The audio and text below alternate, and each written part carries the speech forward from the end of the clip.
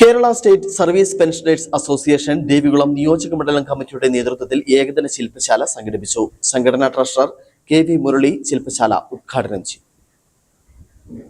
Kerala state service pensioners association Devikulam നിയോജക മണ്ഡലം കമ്മിറ്റിയുടെ നേതൃത്വത്തിലാണ് ഏകദിന ശില്പശാല സംഘടിപ്പിച്ചത്.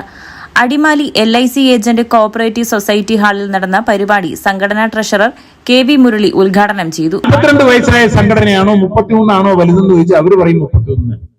പണ്ടും സഖാക്കൾ പറഞ്ഞിട്ടുള്ളത് അറിയാമല്ലോ.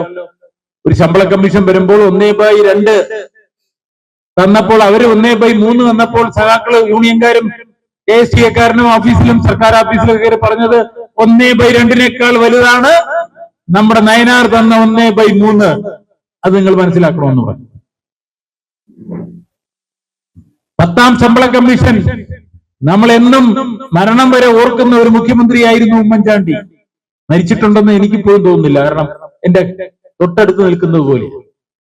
10ാം ശമ്പള കമ്മീഷൻ പ്രഖ്യാപിക്കുമ്പോൾ ജസ്റ്റിസ് രാമചന്ദ്രൻ നായരെ അദ്ദേഹത്തിന്റെ ക്യാബിനിൽ വിളിച്ച് അദ്ദേഹം പറഞ്ഞത് തമിഴ്നാട്ടിലും കർണാടകയിലും ആന്ധ്രയിലും അവിടുത്തെ പെൻഷൻകാർക്ക് സൗജന്യ മെഡിക്കൽ സൗകര്യങ്ങൾ, ഇൻഷുറൻസ് പരിരക്ഷയുണ്ട്, അതിവിടെ നടപ്പാക്കണം. ഇങ്ങനെ തന്നെ പറഞ്ഞു, സൗജന്യ മെഡിക്കൽ ഇൻഷുറൻസ്. അതിന്റെ രേഖകൾ ഞാനൊക്കെ തൊട്ട് പറയിൽ വെപ്പുണ്ട്. ഞാൻ അന്ന് ഒരു സംഘടനയുടെ ജനറൽ സെക്രട്ടറി, ഇവരുടെ കയ്യിലുണ്ട്, ഇവർ തരുമെന്ന് പറഞ്ഞു. പരിപാടിയിൽ നിയോജക മണ്ഡലം കമ്മിറ്റി പ്രസിഡന്റ് OS മാത്യു അധ്യക്ഷത വഹിച്ചു. സംസ്ഥാന സെക്രട്ടറി തെങ്ങുംകോട് ശശി വിഷയാവതരണം നടത്തി.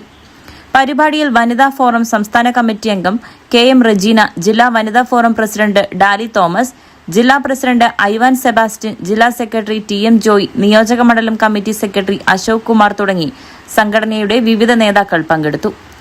ന്യൂസ്